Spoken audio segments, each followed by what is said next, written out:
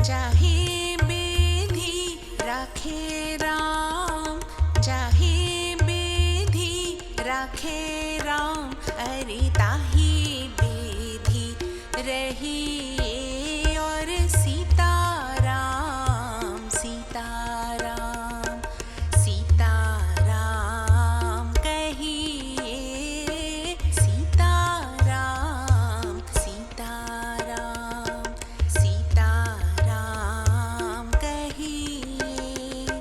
जाहि विधि राखे राम, ताहि विधि रहिए और सीताराम सीताराम सीताराम कहिए। भारत माता और हिसाली वाली मैया को मेरा प्रणाम। पावन चिंतन धारा आश्रम की ओर से सभी को जय श्री राम। श्री वाल्मीकि कृत रामायण एक धार्मिक ऐतिहासिक महाकाव्य में मैं अयोध्या कांड का भक्ति भाव से पठन करती हूँ। निवेदन है कि आप भी श्रद्धा भाव से इसका श्रवण करें। ओम श्री गणेशाय नमः। ओम श्री सरस्वते नमः। ओम श्री हनुमते नमः। ओम श्री गुरुवे नमः। श्री सियावर राम शरणागतम्।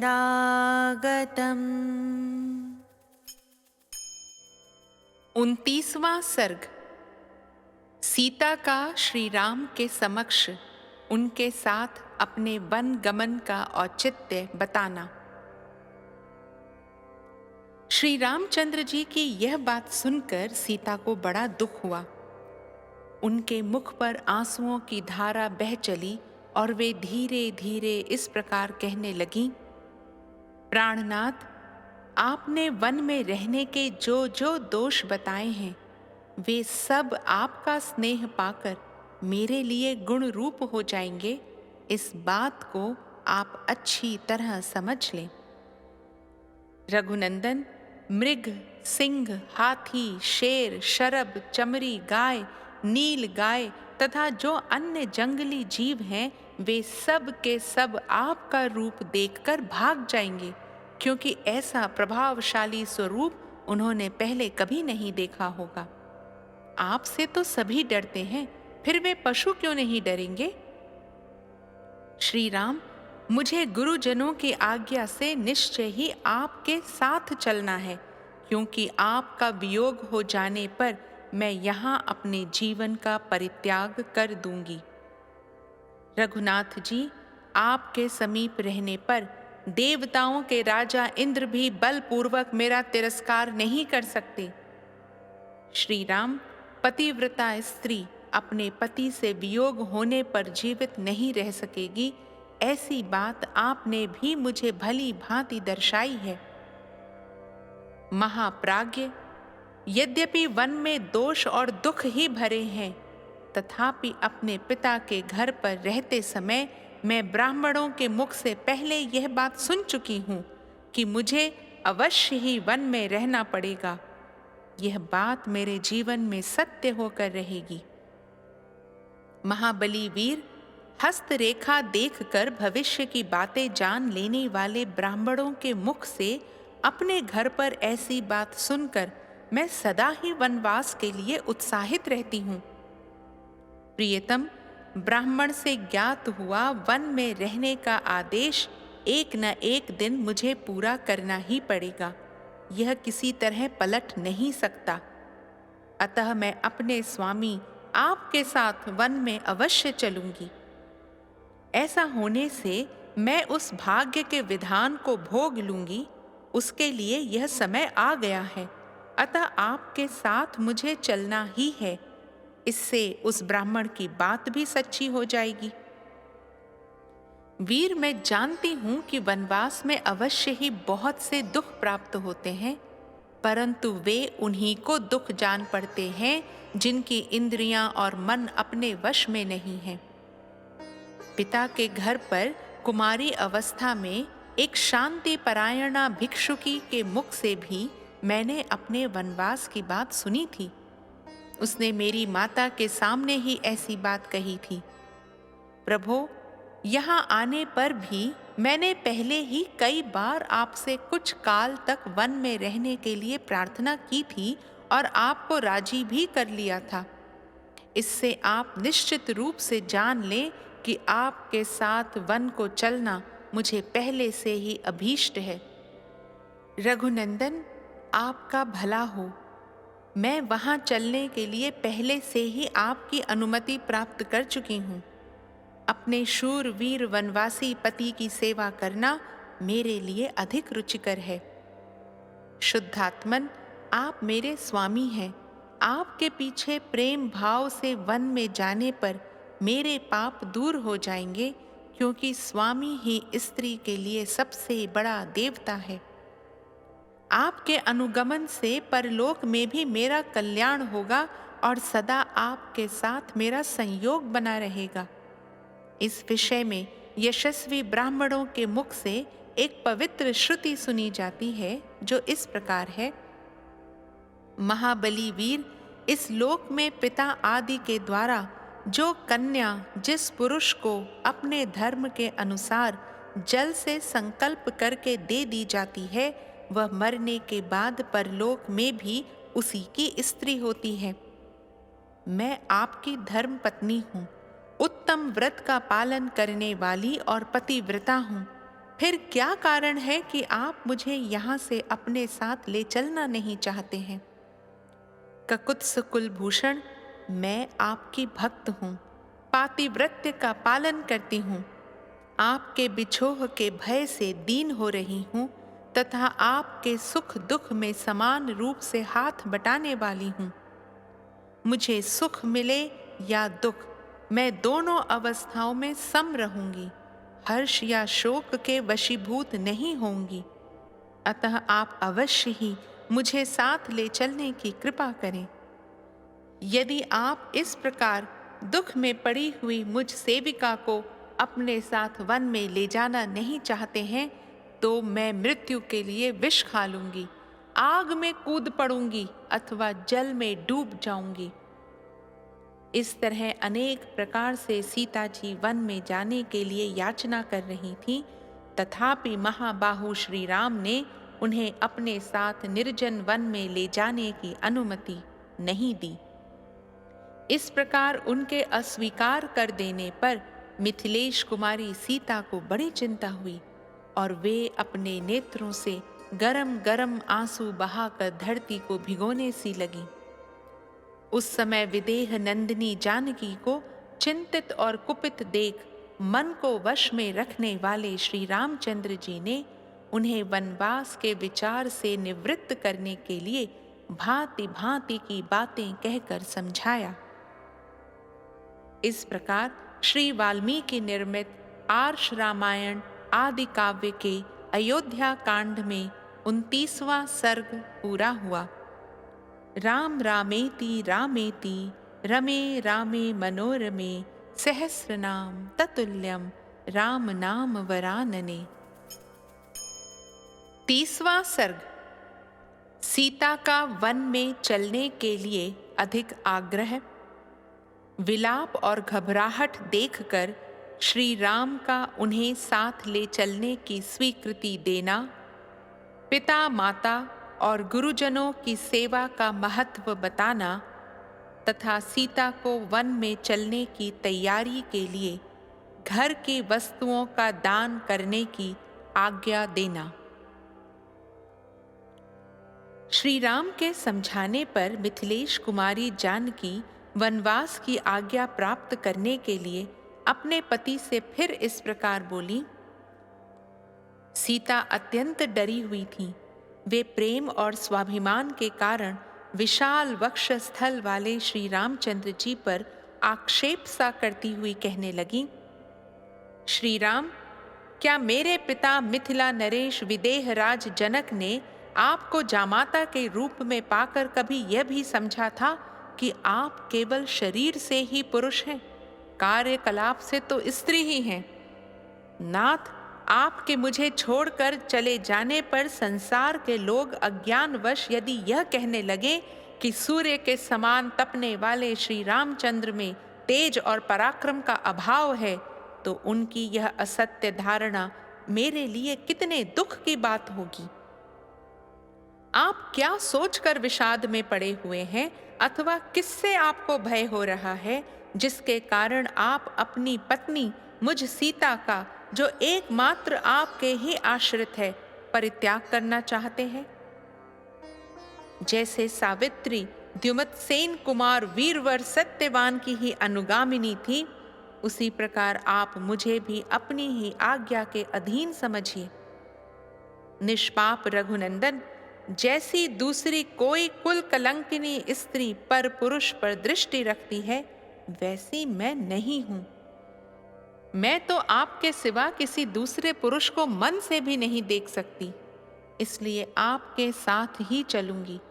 आपके बिना अकेली यहां नहीं रहूंगी। श्री राम, जिसका कुमारावस्था में ही आपके साथ विवाह हुआ है और जो चिरकाल तक आपके साथ रह चुकी है, उसी मुझ अपनी सती साध्वी पत्नी को आप औरत की कमाई खाने वाले नट की भांति दूसरों के हाथ में सौंपना चाहते हैं। निष्पाप रघुनंदन, आप मुझे जिसके अनुकूल चलने की शिक्षा दे रहे हैं और जिसके लिए आपका राज्याभिषेक रोक दिया गया है, उस भरत के सदा ही वशवर्ती और आज्ञा पालक बनकर आप ही रहिए, मैं नहीं रहूंगी। इसलिए आपका मुझे अपने साथ लिए बिना वन की ओर प्रस्थान करना उचित नहीं है। यदि तपस्या करनी हो, वन में रहना हो अथवा स्वर्ग में जाना हो, तो सभी जगह मैं आपके साथ रहना चाहती हूँ। जैसे बगीचे में घूमने और पलंग पर सोने में कोई कष्ट नहीं होता, उसी प्रकार आपके पीछे पीछे वन के मार्ग पर चलने में भी मुझे कोई परिश्रम नहीं जान पड़ेगा। रास्ते में जो कुश कास, सरकंडे, सींक और कांटेदार वृक्ष मिलेंगे, उनका स्पर्श मुझे आपके साथ रहने से रुई और मृग चर्म के समान सुखद प्रतीत होगा। प्राण वल्लभ, प्रचंड आंधी से उड़कर मेरे शरीर पर जो धूल उड़ेगी, उसे मैं उत्तम चंदन के समान समझूंगी। जब वन के भीतर रहूंगी, तब आपके साथ घासों पर भी सो लूंगी। रंग बिरंगे कालीनों और मुलायम बिछौनों से युक्त पलंगों पर क्या उससे अधिक सुख हो सकता है? आप अपने हाथ से लाकर थोड़ा या बहुत फल, मूल या पत्ता जो कुछ दे देंगे, वही मेरे लिए अमृत रस के समान होगा। ऋतु के अनुकूल जो भी फल फूल प्राप्त होंगे, उन्हें खा कर रहूंगी और माता पिता अथवा महल को कभी याद नहीं करूंगी। वहां रहते समय मेरा कोई भी प्रतिकूल व्यवहार आप नहीं देख सकेंगे। मेरे लिए आपको कोई कष्ट नहीं उठाना पड़ेगा। मेरा निर्वाह आपके लिए दूभर नहीं होगा।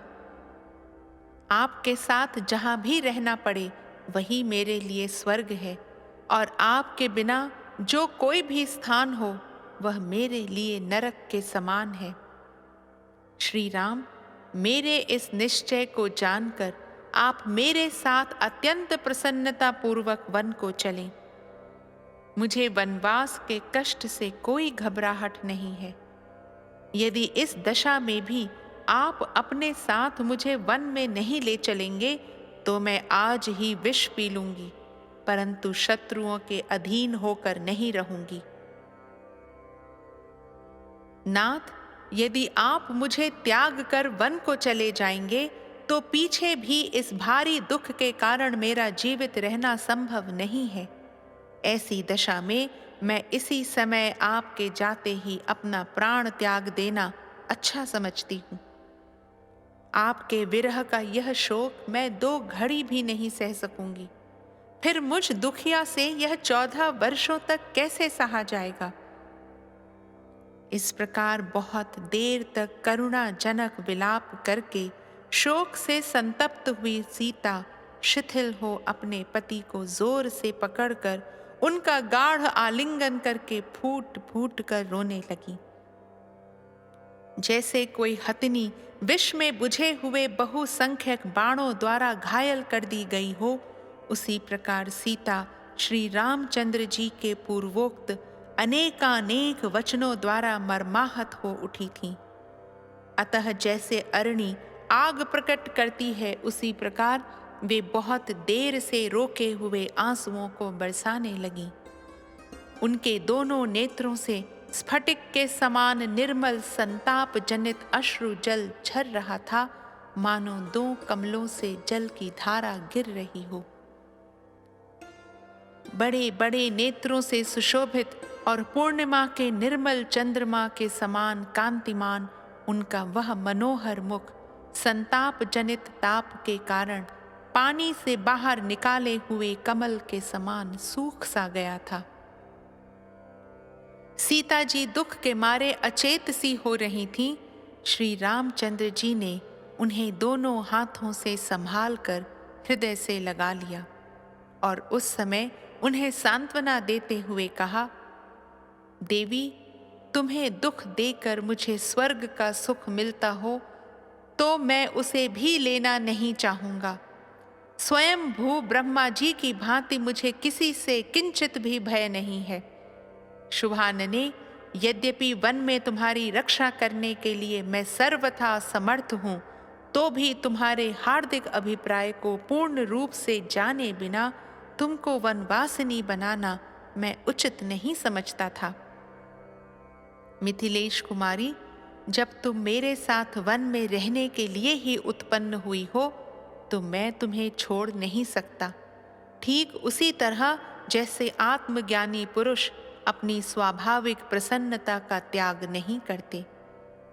हाथी की सूंड के समान जांघ वाली जनक किशोरी, पूर्व काल के सत्पुरुषों ने अपनी पत्नी के साथ रहकर जिस धर्म का आचरण किया था, उसी का मैं भी तुम्हारे साथ रहकर अनुसरण करूंगा, तथा जैसे सुवर्चला संज्ञा अपने पति सूर्य का अनुगमन करती है, उसी प्रकार तुम भी मेरा अनुसरण करो।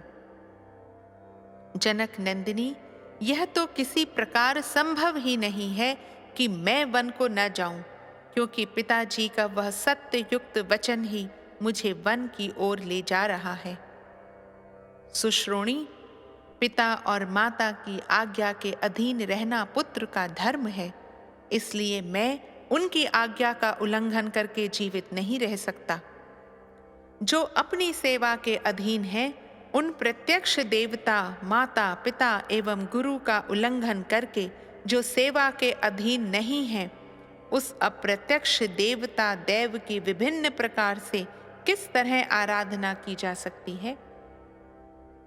सुंदर नेत्र प्रांत वाली सीते, जिनकी आराधना करने पर धर्म, अर्थ और काम तीनों प्राप्त होते हैं तथा तीनों लोकों की आराधना संपन्न हो जाती है, उन माता, पिता और गुरु के समान दूसरा कोई पवित्र देवता इस भूतल पर नहीं है। इसीलिए भूतल के निवासी इन तीनों देवताओं की आराधना करते हैं। सीते, पिता की सेवा करना कल्याण की प्राप्ति का जैसा प्रबल साधन माना गया है, वैसा न सत्य है, न दान है, न मान है और न पर्याप्त दक्षिणा वाले यज्ञ ही हैं।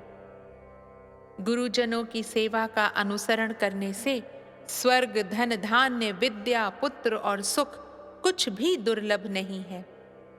माता पिता की सेवा में लगे रहने वाले महात्मा पुरुष देवलोक, गंधर्व लोक, ब्रह्मलोक, गोलोक तथा अन्य लोकों को भी प्राप्त कर लेते हैं। इसीलिए सत्य और धर्म के मार्ग पर स्थित रहने वाले पूज्य पिताजी मुझे जैसी आज्ञा दे रहे हैं, मैं वैसा ही बर्ताव करना चाहता हूं, क्योंकि वह सनातन धर्म है। सीते, मैं आपके साथ वन में निवास करूंगी, ऐसा कहकर तुमने मेरे साथ चलने का दृढ़ निश्चय कर लिया है, इसलिए तुम्हें दंडकारण्य ले चलने के संबंध में जो मेरा पहला विचार था, वह अब बदल गया है। मद भरे नेत्रों वाली सुंदरी, अब मैं तुम्हें वन में चलने के लिए आज्ञा देता हूँ। भीरू, तुम मेरी अनुगामिनी बनो और मेरे साथ रहकर धर्म का आचरण करो। प्राण वल्लभे सीते, तुमने मेरे साथ चलने का जो यह परम सुंदर निश्चय किया है, यह तुम्हारे और मेरे कुल के सर्वथा योग्य ही है। सुश्रोणी, अब तुम वनवास के योग्य दान आदि कर्म प्रारंभ करो। सीते, इस समय तुम्हारे इस प्रकार दृढ़ निश्चय कर लेने पर तुम्हारे बिना स्वर्ग भी मुझे अच्छा नहीं लगता है। ब्राह्मणों को रत्न स्वरूप उत्तम वस्तुएं दान करो और भोजन मांगने वाले भिक्षुकों को भोजन दो। शीघ्रता करो, विलंब नहीं होना चाहिए। तुम्हारे पास जितने बहुमूल्य आभूषण हो, जो अच्छे अच्छे वस्त्र हों, जो कोई भी रमणीय पदार्थ हों तथा मनोरंजन की जो सुंदर सुंदर सामग्रियां हों, मेरे और तुम्हारे उपयोग में आने वाली जो उत्तमोत्तम शय्याएं, सवारियां तथा अन्य वस्तुएं हों, उनमें से ब्राह्मणों को दान करने के पश्चात जो बचें, उन सब को अपने सेवकों को बांट दो। स्वामी ने वन में मेरा जाना स्वीकार कर लिया। मेरा वनगमन उनके मन के अनुकूल हो गया। यह जानकर देवी सीता बहुत प्रसन्न हुई और शीघ्रता पूर्वक सब वस्तुओं का दान करने में जुट गई। तदनंतर अपना मनोरथ पूर्ण हो जाने से अत्यंत हर्ष में भरी हुई यशस्विनी एवं मनस्विनी सीता देवी स्वामी के आदेश पर विचार करके धर्मात्मा ब्राह्मणों को धन और रत्नों का दान करने के लिए उद्यत हो गईं। इस प्रकार श्री वाल्मीकि निर्मित आर्ष रामायण आदि काव्य के अयोध्या कांड में 30वां सर्ग पूरा हुआ। राम रामेति रामेति रमे रामे मनोरमे सहस्रनाम ततुल्यम राम नाम वरानने। दशरथ